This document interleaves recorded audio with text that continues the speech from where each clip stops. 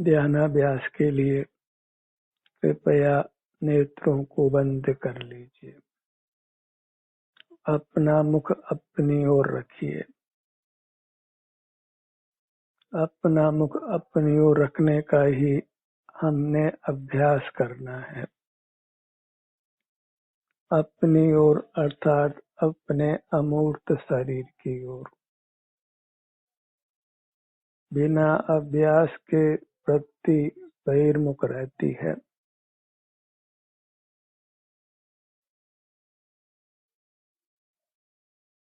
सने सने ही हम अपने को बाहर से हटाकर अपने से युक्त रह पाते हैं। इसी का नाम मोक्ष का पुरुषार्थ है। बहिर्मुखता प्रमाद में रहना है, क्योंकि हम करने योग्य कार्य नहीं करते हैं। बाहर में भले ही कितना शारीरिक मानसिक श्रम आप करें, पर मोक्ष मार्ग के अर्थ में आप प्रमादी हैं। कर्मों का बंध करते हैं, कर्मों से मुक्त नहीं होते। ध्यानाभ्यास का विषय आपकी चिन्ह मूर्त है। वही आपके लिए परमात्मा की प्रतिमा है। इसी के सन्मुख रहना यथार्थ देव दर्शन है। हम बाहर में मूर्त जिन प्रतिमा को ही देख कर ये मान लेते हैं कि हमने देव दर्शन किया। वह व्यवहार मात्र है, पारमार्थिक देव दर्शन नहीं है। अपने अमूर्त काया के सन्मुख रहकर अपने ही शरीर के सुख दुख का संवेदन करना, अनुभव करना, वही वास्तव में देव दर्शन है। और वही मुक्ति का सोपान है। उसी से हम उत्तम अविनाशी सुख पाते हैं, परमात्मा होते हैं। इस प्रकार ये मोक्ष मार्ग अत्यंत संक्षिप्त है।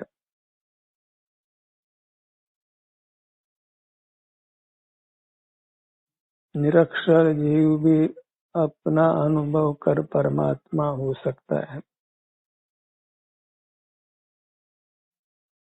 जिसने जिनवाणी को नहीं सुना है, वह भी अपने सन्मुख होता है और शांति का अनुभव करता है, तो मोक्ष मार्गी हो जाता है, मोक्ष को पा लेता है। क्योंकि मोक्ष अपना स्वरूप होने से वह देशना के अधीन नहीं है, स्वरूप पराधीन नहीं होता है। स्वानुभव युक्त रहना हमारा स्वरूप है, स्वभाव है। उसमें किसी की सहायता नहीं होती है। बहिर्मुखता को छोड़ने पर हम स्वतः ही स्वानुभव रूप हो जाते हैं। बहिर्मुखता ही हमको स्वानुभव से च्युत करती है। बहिर्मुखता इंद्रियों के माध्यम से होती है। इंद्रियों की पराधीनता से होती है,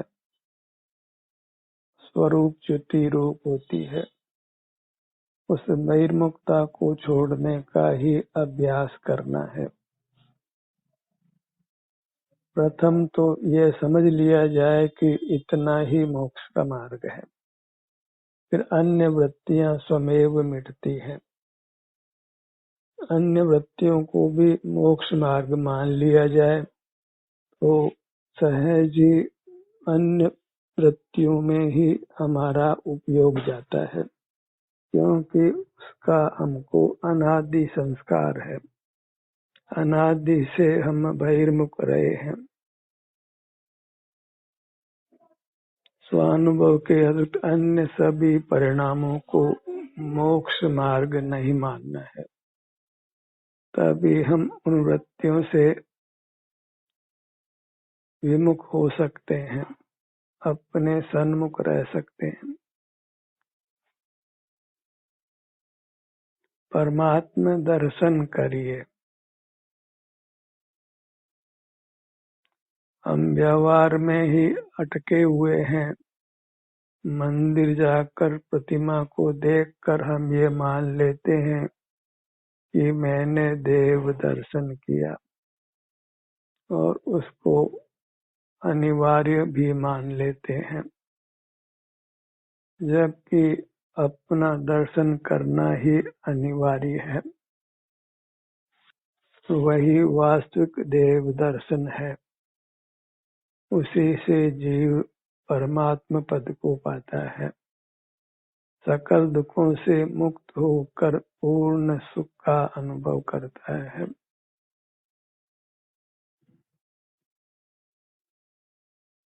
सत्र के दौरान आपको अपने सुझाव से अपने सन्मुख रहना है, क्योंकि अपने सन्मुख रहने को वास्तव में किसी निर्देश की आवश्यकता नहीं है। जब अपने अमूर्त से की प्रीति होती है, उससे हमने सुख का अनुभव किया है, तो सहज ही वृत्ति आत्म सन्मुख रहती है।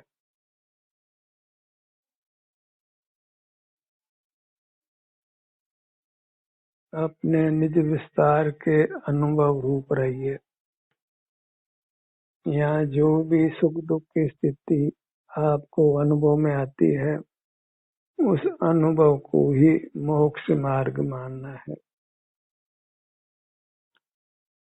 और उसका फल महान है, परमात्मा पद की प्राप्ति है। काम वही करना योग्य है जिसका फल सर्वोत्तम हो। स्वानुभव का फल परमात्मा पद की प्राप्ति है। परमात्मा पद के समान कोई पद नहीं है, सब शेष अपद है। सर्व अपदों को छोड़कर परमात्मा पद पाना है। स्वमुखी रहना है, और मोहदय मिट जाने पर फिर स्वमेव ही सर्वांग में सुख का अनुभव होता है। कुछ करना धरना नहीं पड़ता है।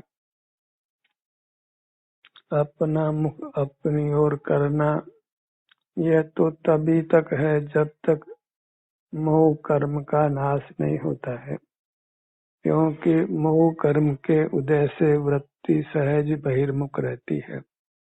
उसको रोकने के लिए हमें अपना मुख अपनी ओर रखने का प्रयत्न करना पड़ता है। मोहोदय मिटने पर फिर स्वतः ही सर्वांग में उत्तम सुख का भोग होता है, और वह अनंत काल होता ही रहेगा।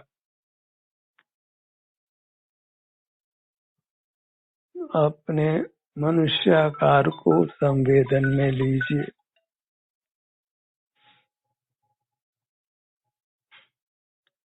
यह मनुष्याकार ही परमात्मा का रूप है। इसी के प्रति भक्ति भाव जगाना है, इसी को परमात्मा मानना है। जीव पर परमात्मा की ही आराधना करते हैं, जिनको उन्होंने कभी देखा नहीं है और देखेंगे भी नहीं।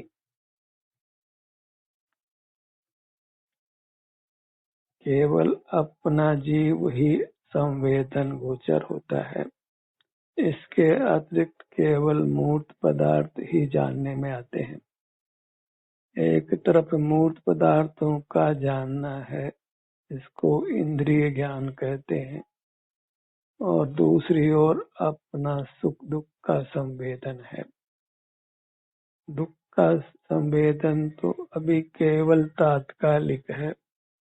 कर्म क्षय के बाद शरीर में कोई वेदना नहीं है। परमुख होने पर कषाय जनित दुख है और स्वमुख होने पर वीतरागता जनित सुख है। अपनी मूर्त के सन्मुख रहना, इतना ही ध्यान का स्वरूप है। ध्यान के संबंध में लोक में नाना कल्पनाएं की जाती हैं, पर वास्तविक ध्यान स्वानुभव रूप है। अपने अमूर्त शरीर के सन्मुख रहकर अपने स्वास्थ्य की स्थिति को भोगना है। तब सहज ही कुछ भी विकल्प नहीं होता है। आप निर्विकल्प रहते हैं। सहज ही हम फिर अकंप रहते हैं। अपने सुख के भोग में मग्न रहते हैं। हमें निज में मगन होकर अकंप होना है। अपनी मूर्त में ही मगन होना है, अर्थात अपने शरीर में ही मगन होना है, लीन होना है।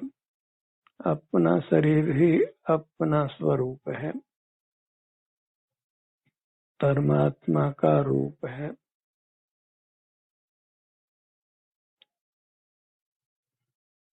बाहर मूर्त प्रतिमा को देखकर हम परमात्मा की मूर्त के रूप में ही कल्पना करने लगते हैं, जबकि आत्मा परमात्मा मूर्त नहीं है और मूर्त के अभाव में सुख के संवेदन रूप है और वह सुख का संवेदन सबको अपना अपना होता है। इस प्रकार पर परमात्मा का संवेदन नहीं हो सकता है और वे मूर्त नहीं होने से उनका ज्ञान भी नहीं हो सकता है। पर परमात्मा न ज्ञान के विषय है न संवेदन के विषय है, केवल कल्पना के विषय है और कल्पनाओं से पेट नहीं भरता है। सुख के अनुभव के लिए पारमार्थिक वस्तु का सेवन चाहिए, कल्पना वाली वस्तु का नहीं।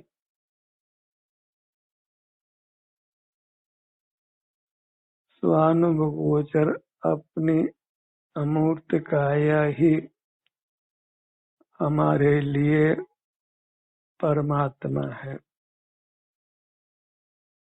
उसी से युक्त होने से हमको सुख का स्वाद आता है, शांति का अनुभव होता है, कषायों की उत्पत्ति नहीं होती है और शारीरिक वेदना भी कम होते होते पूरी तरह समाप्त हो जाती है। फिर शरीर में सुख का ही अनुभव होता है, पर से सर्वथा विमुख हो जाते हैं, सर्वथा अंतर्मुख रहते हैं। यही मोक्ष का स्वरूप है। यही पाने के लिए हमको निरंतर अभ्यास करना योग्य है। अपने मुखमंडल को लक्ष्य में लीजिए।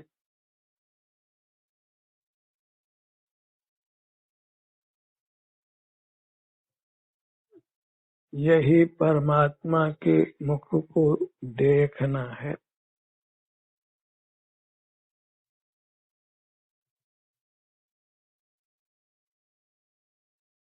देखना तो कथन मात्र है, वास्तव में अपने मुखमंडल में स्वास्थ्य की जो भी स्थिति है उसका अनुभव संवेदन करना है।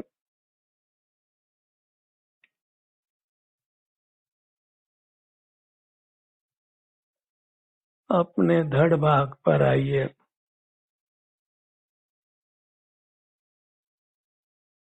यह संक्षिप्त सा पुरुषार्थ हमको तब तक करना है जब तक हम परमात्म दशा को नहीं पा लेते।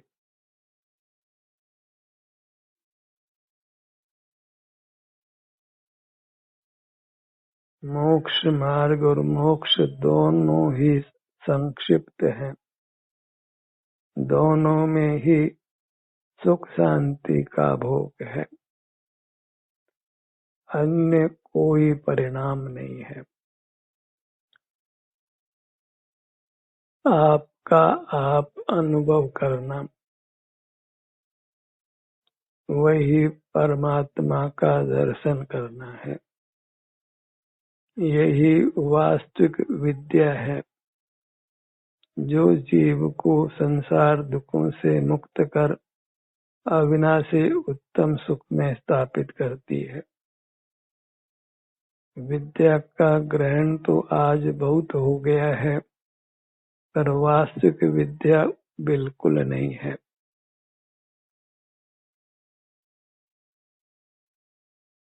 वास्तविक विद्या स्वसंवेदन का नाम है। उसी को वास्तव में सरस्वती संज्ञा है और उससे हमको सुखानुभूति होती है। उसी को लक्ष्मी संज्ञा है, वही हमारा वैभव है।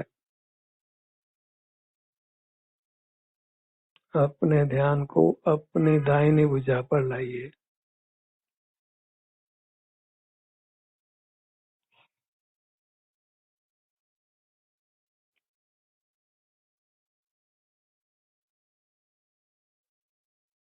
बोलना सुनना तो इसलिए है कि हम स्वाधीनता से अपने सन्मुख नहीं रह पाते हैं।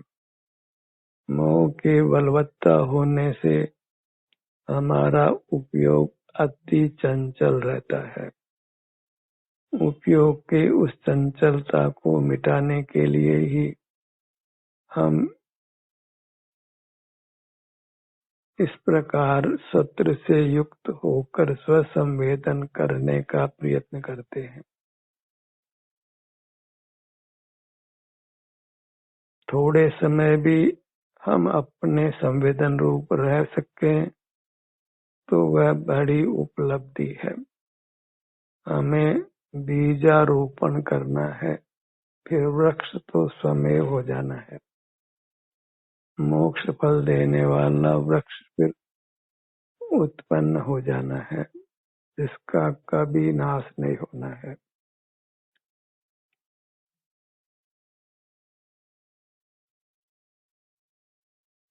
दाहिना पैर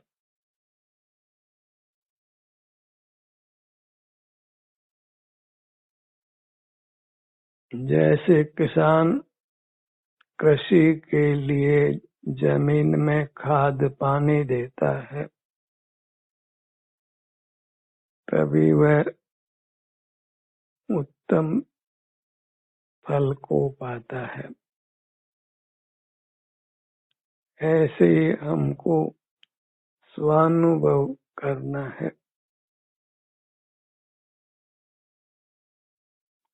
उत्तम सुख रूपी फल पाने के लिए स्वानुभव करना है। यही यथार्थ लाभ है, यथार्थ शुभ है, अच्छा है। से सब परिणाम हानि है, अशुभ है।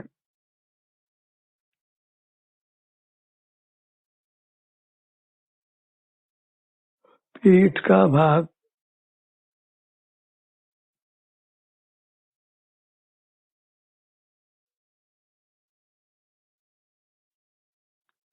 आपको भी अपने अंगों का उपांगों का नाम मन में लेते रहना है, ताकि दृष्टि अपने अंग उपांगों की ओर बनी रहे।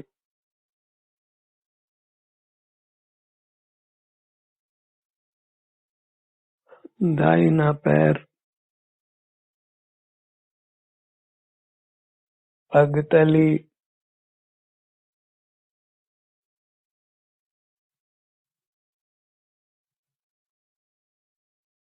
अपने इस अमूर्त शरीर के आश्रय रूप ही हमारा जीवन हो।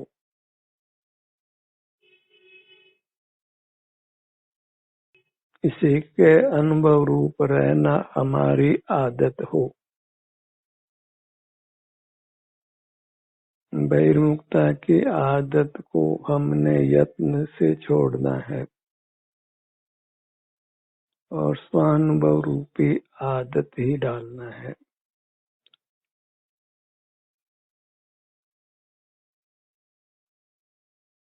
बायां पैर, पांचों उंगलियां, पगतली, टखना, एड़ी,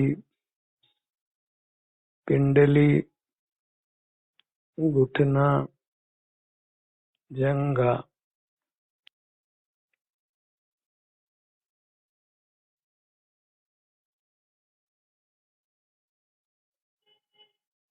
अपने सन्मुख होने से होने वाली निर्विकल्पता शांति को पहचानिए।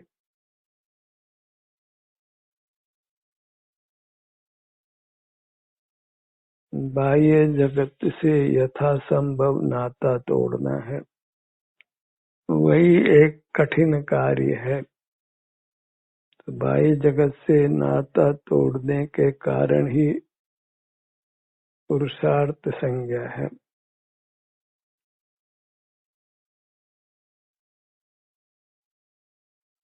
दोनों पैर,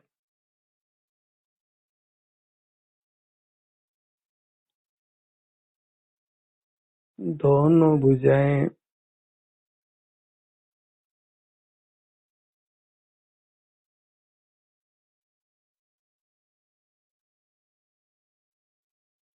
दोनों पैर, दोनों भुजाएं, पूरा धड़ भाग, पूरा मुखमंडल।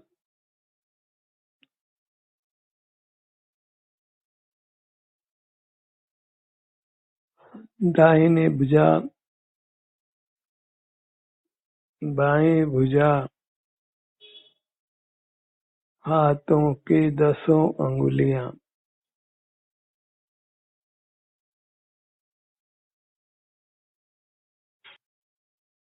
पूरी मूरत, मुख्य मुख्य भागों को सरलता से अनुभव में लीजिए। बड़े भागों को सरलता से अनुभव में लीजिए। पूरा सीने का भाग,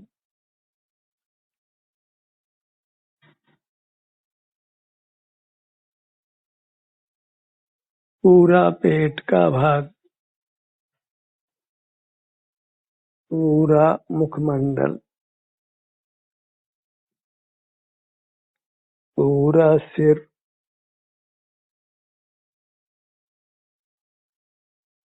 आप भी अपने अंगों का नाम मन में लेकर उन अंगों के स्वास्थ्य की स्थिति को अनुभव में लीजिए। इसी उपाय से हम सर्व रोगों से मुक्त होकर अत्यंत निरोग रह सकते हैं।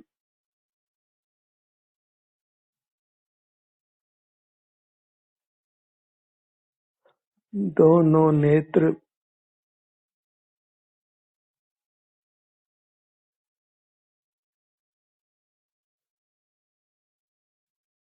दोनों कान, दोनों नथुने,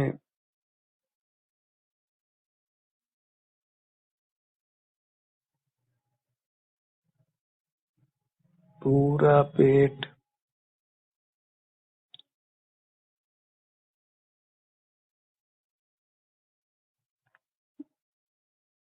सीने का भाग,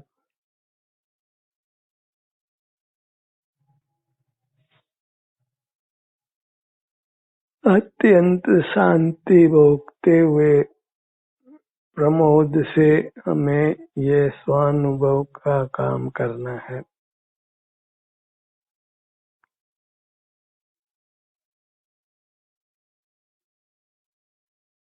स्वानुभव में ही उत्तम सुख की प्राप्ति है। उसी से हम शारीरिक, मानसिक, औपाधिक, इंद्रिय सब दुखों से मुक्त होते हैं, स्वावलंबी होते हैं।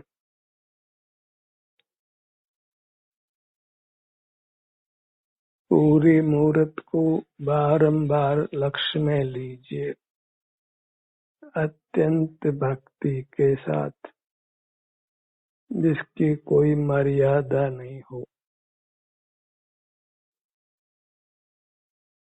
धर्म के लोग कितने ही शास्त्रों का अभ्यास करते हैं, कितने ही शिक्षा दीक्षा लेते हैं, पर वास्तव में धर्म अपने सन्मुख रहने का नाम है।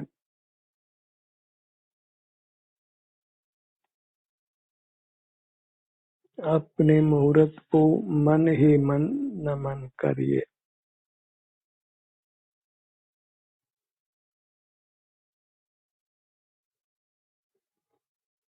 नमस्कार मंत्र के रूप में इस एक लाइन को ही बारंबार जपिए, नमो नीयअप्पाणम्, और अपना मुख अपने आत्मा की ओर अर्थात अपने अमूर्त शरीर की ओर रखिए। नमो नीयअप्पाणम्, नमो निज अमूर्त देहम्।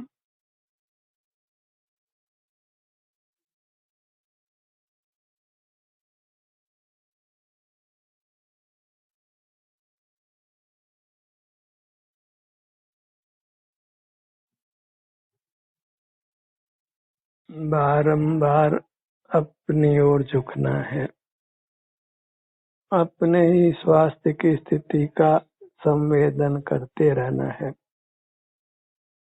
इसी से हम सदा स्वस्थ रहेंगे, सदा सुखी रहेंगे।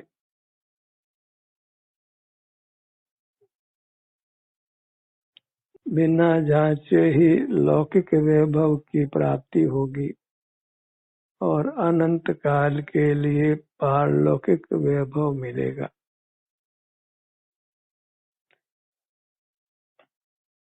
ध्यान का ये सत्र यही समाप्त होता है।